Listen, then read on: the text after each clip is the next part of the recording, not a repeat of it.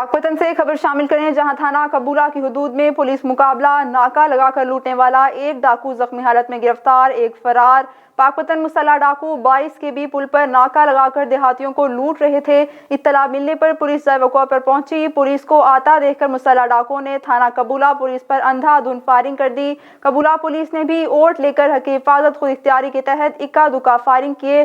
Firing का सिलसिला रुका तो तलाशी लेने पर एक देहाती हाथ पांव बंधा मिला, जबकि एक डाकू जख्मी हालत में गिरफ्तार हुआ।